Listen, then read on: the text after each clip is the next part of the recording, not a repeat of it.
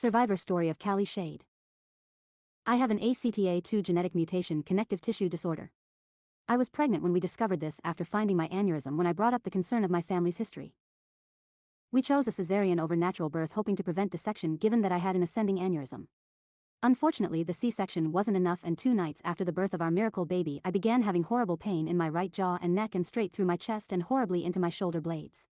This began around 9 p.m. I called the nurse numerous times telling her I had this pain initially. I thought I was having a heart attack.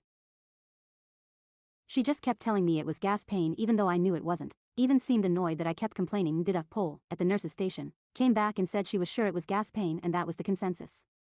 This was despite it being heavily charted that I was a cardiac patient. It wasn't until the OBGYN came to see me around 6 to 7 a.m. that he learned I had been in pain and said it wasn't gas pain. He then asked if I wanted to be scanned given my history and family history.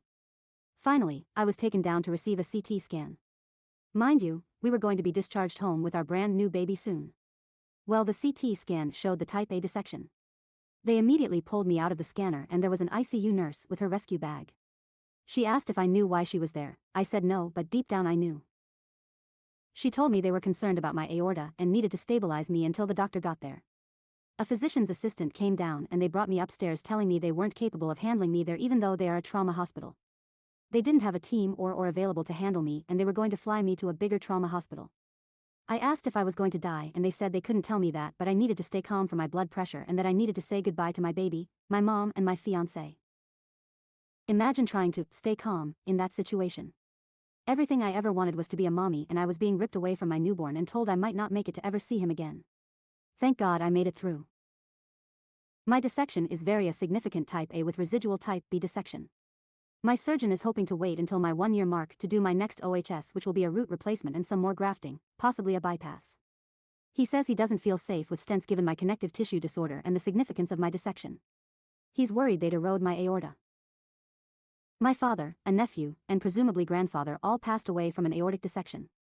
After I dissected, the rest of my siblings were tested and scanned. As it turned out, my little sister has ACTA2. They found an aneurysm and she had preventive surgery a month after my emergency OHS/repair.